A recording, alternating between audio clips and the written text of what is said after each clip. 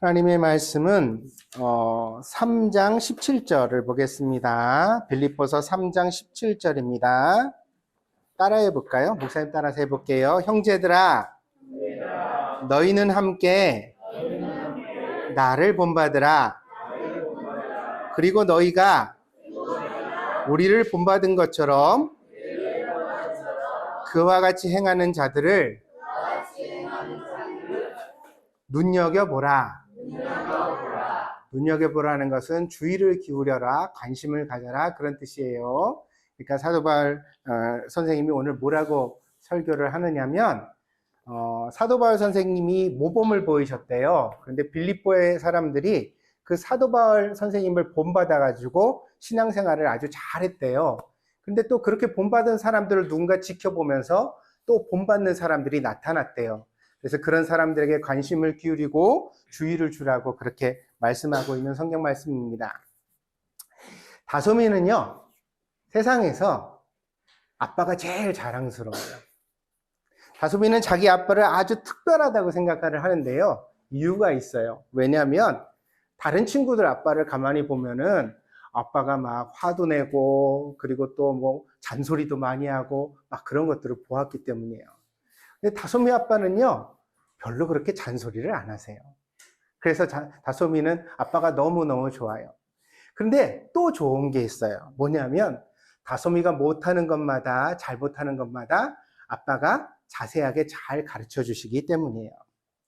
다솜이 아빠는요, 말로만 가르쳐 주신 적이 없어요. 항상 다솜이랑 눈높이를 똑같이 하고 먼저 아빠가 그거를 어떻게 해결하는지를 옆에서 잘 보여주셨어요. 다솜이는 수영을 못했어요. 학교에 가서 수영을 배워봤는데도 따라할 수가 없었어요. 왜냐하면 물에만 들어가면 너무 당황이 돼가지고 꼬르륵꼬르륵 하면 가라앉았거든요. 그래서 물을 몇 번 먹고 나니까 너무너무 겁이 나가지고 수영을 할 생각이 없고 자신이 없었어요. 근데 학교에서 다른 친구들은 막 처음에는 자기처럼 못하다가 막 수영을 해가지고 막 수영장을 건너가는 걸 보니까 부럽기도 하고, 그래서 너무너무 속이 상했어요. 어느 날 근심에 빠져 있을 때 다솜이 아빠가 와서 물으셨어요. 왜 그러니 다솜아? 아빠, 나는요 수영을 못해요. 근데 배울 수가 없어요. 너무 무서워요, 물이. 아빠가 어떻게 하셨는지 아세요?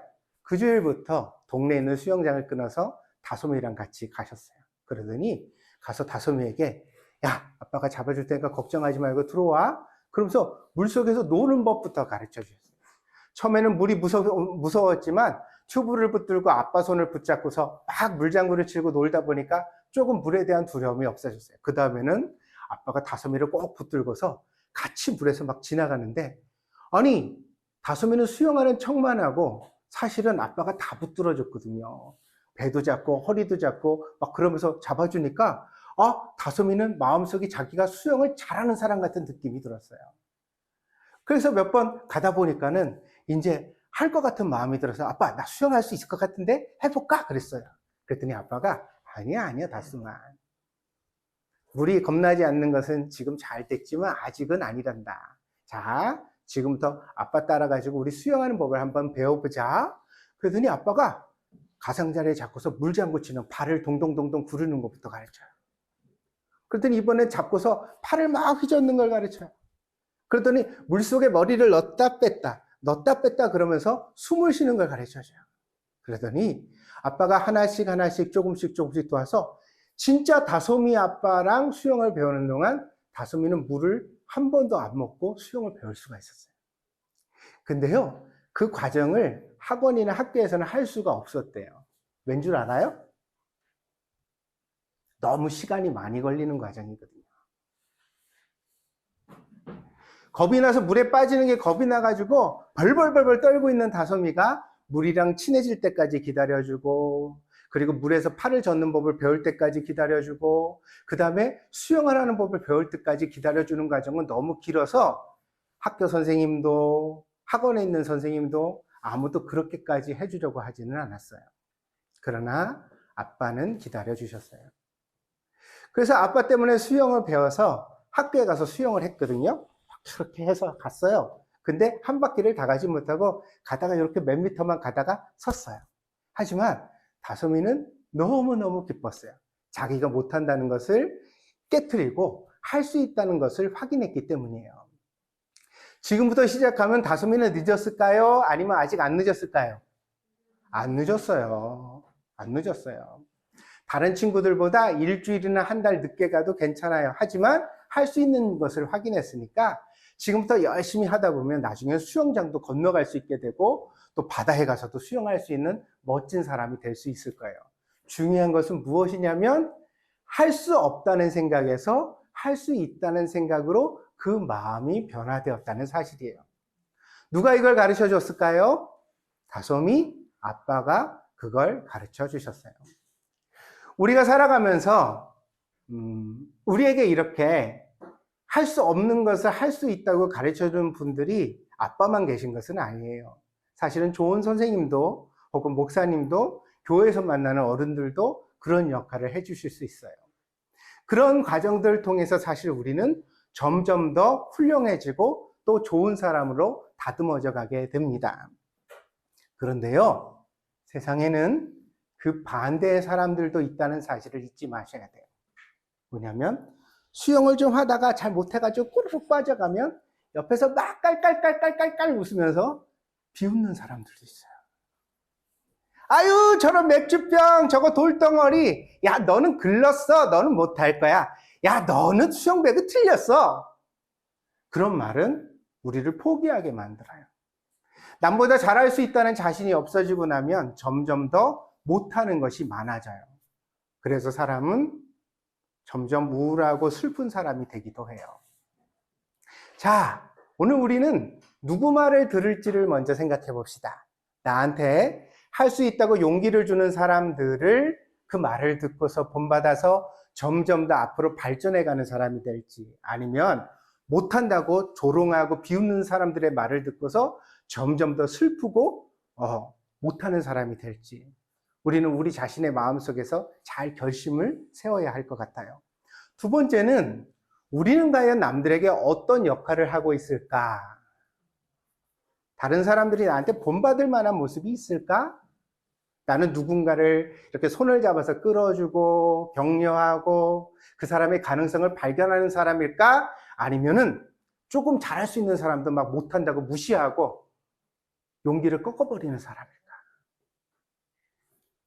보세요. 집에는 가족이라는 공동체로부터 우리가 세상을 배워가거든요. 근데 이 가족이라는 공동체는 너무 가까워요.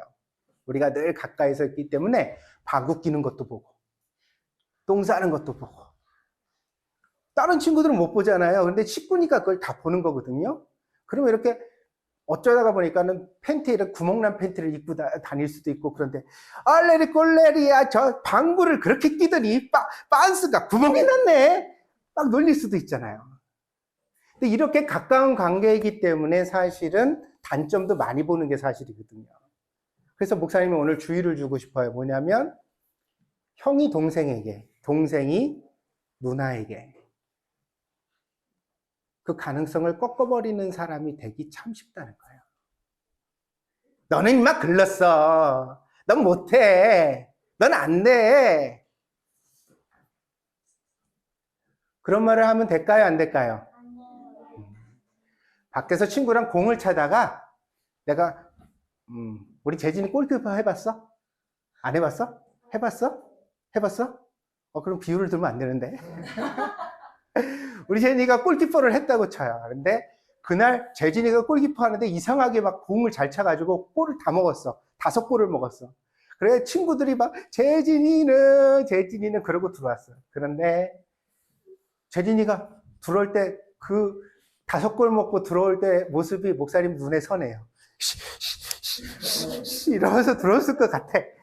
그런데 그래 들어왔는데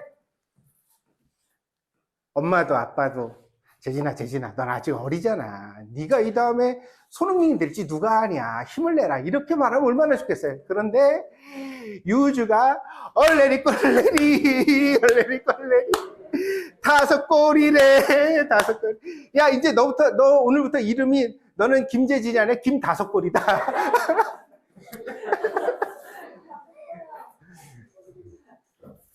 그러면 우리 재진이는 축구 싫어할지도 몰라요. 다시는 안 할지도 몰라요. 가족은 그런 사람이 되어서는 안 돼요. 그리고 우리 교회도 어때요? 교회도 예수님 안에서 한 식구거든요. 우리 교회도 그런 사람이 되면 안 돼요. 아멘? 그래서 우리가 언제나 못한다고 생각하는 것을 할 수 있다고 생각을 바꿔주는, 그리고 할 수 있도록 참아주고 기다려주고 손을 잡아주는 사람들이 되어야 한다는 거예요. 사도 바울 선생님이 오늘 설교하는 바가 그것이에요. 사도 바울이라는 분은요, 빌립보라는 도시에 교회를 세우기 위해서 매도 맞고 고통도 받고 그랬지만 잘 참았어요. 그러면서 예수님을 열심히 믿는 모범을 보였어요. 그랬더니 사도 바울 선생님과 함께 신앙생활했던 사람들이 사도 바울 선생님을 본받게 되었다는 거예요. 그리고 그렇게 본받은 사람들이 빌립보 교회를 잘 지키니까 또 이 사람들을 본받는 사람들이 새롭게 만들어지더라는 것이에요. 이렇게 해서 교회는 점점 더 힘을 얻고 하나님 앞에서 아름다운 교회가 되는 것입니다. 저는 이 원리가 교회에도 마찬가지고 우리 가정에도 마찬가지라고 생각해요. 여러분 모두 다 서로에게 선한 영향력을 끼칠 수 있는 좋은 사람들이 되어지기를 바랍니다. 믿습니까? 오늘 성경에는, 오늘은 무슨 날이에요? 부활절이거든요. 그래서 이렇게 계란을 가지고 왔어요. 계란이 왜 이걸 가져왔을까요? 의미는 이런 것이에요. 여러분, 이게 살아있는 것 같아요? 죽은 것 같아요? 살아있는 것 같아요? 살아있는 거는 꾸물꾸물 움직이기도 하고 숨도 쉬고 그러잖아요. 그러나 아무리 봐도 이 달걀에서 숨 쉬는 숨을 들을 수도 없고 움직이는 걸 볼 수도 없어요. 그래서 죽은 줄 알았다는 거예요. 그런데 이렇게 죽은 줄 알았던 달걀을 닭이 탁 품고서 있으니까 어떻게 돼요? 이 껍질을 깨고서 생명이 탄생하잖아요. 그래서 죽은 줄 알았던 것이 살아나는 것, 그것이 바로 성경의 부활이라는 말의 의미거든요. 이 말은요, 우리 안에 불가능하다고 생각되어지는 것을 가능케 하시는 하나님의 능력을 알려주고 있어요. 여러분, 뭐가 불가능하다고 생각해요? 우리 소망학교 어린이들. 아직 몇 살 살아보지도 않았는데 내 인생 10년에 이건 절대 안 돼, 이런 거. 근데 10년 별거 아니거든요. 10년 동안 안 됐던 일이 11년째는 될 수 있어요. 아멘? 아멘? 여러분들 오늘 설교 듣고 여러분이 마음에 결심했으면 좋겠어요. 나는 자전거는 절대 못 타. 나는 외발 자전거는 절대 못 타. 나는 배드민턴은 잘 못할 것 같아. 나는 축구 못 해. 난 야구는 안 돼. 난 달리기는 못 해. 특히 이런 친구들 많죠. 나는 공부가 안 돼. 나는 수학은 포기야. 산수는 나는 절대 못할 것 같아. 영어 너무 어려워. 엄마가 맨날 영어 시켜가지고 나 골치 아파 죽겠어. 나는 이거 안 되는 것 같아. 근데 오늘 설교를 듣고 가면 그 생각을 바꿔주길 바래요. 죽은 줄 알았던 달걀이 껍질을 깨치고 살아있는 병아리가 돼서 나오는 것처럼 지금까지는 내가 서툴렀어요. 다솜이도 수영을 못했잖아요. 물만 들어가면 수업 시간에 꼬르륵 가라앉았다니까요. 친구들이 다 수영 못한다고 그랬어요. 그런데 조금 기다리고 아빠랑 같이 노력하니까 할 수 있게 되잖아요. 그래서 오늘 설교는 여러분들한테 꼭 이 말씀을 드리고 싶어요. 아직 포기하기에는 너무 이르다. 아멘? 공부든 운동이든 여러분이 성격이든 뭐든지 간에 아직 포기하기는 너무 이르다. 그러니까 열심히 다시 한번 함께 노력해서 하나님 안에서 좋은 열매를 맺어가는 우리 소망학교 어린이들이 되어지길 바랍니다. 알겠습니까? 이 얘기만 하고 오늘 설교 마쳐야겠다. 목사님이 고등학교를 올라가가지고 첫 시험에서 목사님 반에 학생이 70명 있었어요. 엄청나죠? 한 반 학생이 70명이야, 고등학교 때. 근데 70명 중에 목사님이 58등을 했어요.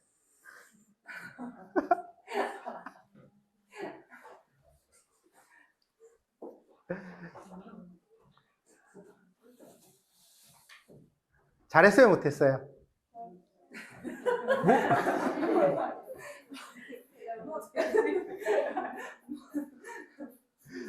뭘 못했어? 내 뒤에도 있는데. 내가 70명이라고 그랬잖아. 아, 그럼 무사님들은 58등이라고 못했다 그러면 70등 안에는 뭐야? 죽으란 말이야? 어떡하란 말이야? 잘했다고 그랬어, 재진이는?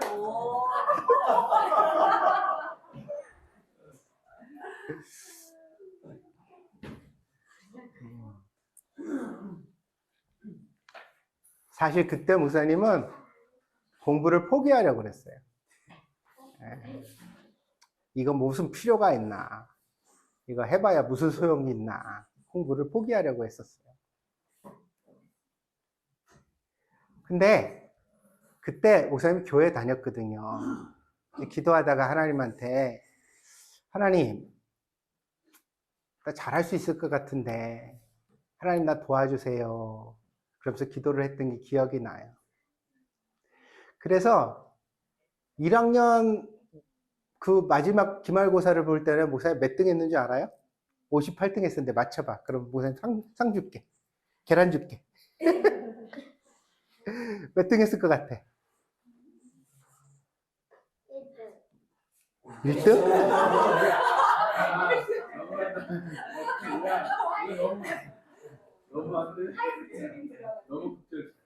너무 극적이야. 목사님이 그때 10등인가를 했어요. 많이 올랐죠? 담임 선생님 불러가지고 목사님 불러가지고 교무실에다 앉혀놓고 막 이렇게 때리면서, 그냥 말 안 하고 꼭 때리면서 말을 하더라고. 뚝뚝 때리면서, 그래 인마 자식아 너 하면 되잖아 인마 왜 안 했어 막 그러면서 얘기를 하던 게 기억이 나요. 그게 그렇게 공부를 했던 게 목사님한테 평생에 자존심이 됐어요. 무슨 얘기냐면 나는 공부 못하는 사람이 아니라 하면 할 수 있는 사람이다. 그래서 평생 동안 포기하지 않고 지금까지도 공부해 올 수 있었던 미천이 됐던 것 같아요. 목사님은요, 성적을 말하는 게 아니에요. 10등이냐 58등이냐가 중요한 게 아니에요. 내가 이걸 할 수 있다고 믿느냐, 나는 못한다고 생각하느냐가 진짜 중요한 것 같아요. 여러분은 여러분 자신을 뭐라고 생각해요? 저는 여러분이 이번 부활절에 나 자신을 할 수 있는 사람이라고 이해할 수 있었으면 좋겠어요. 그러니까 그 마음을 목사님이 그냥 줄 수는 없고 여러분이 목사님처럼 하나님 앞에 한번 기도해 보세요. 알겠어요? 네. 그래서 꼭 정말 본받는 사람들이 되어지기를 바랍니다. 기도하겠습니다.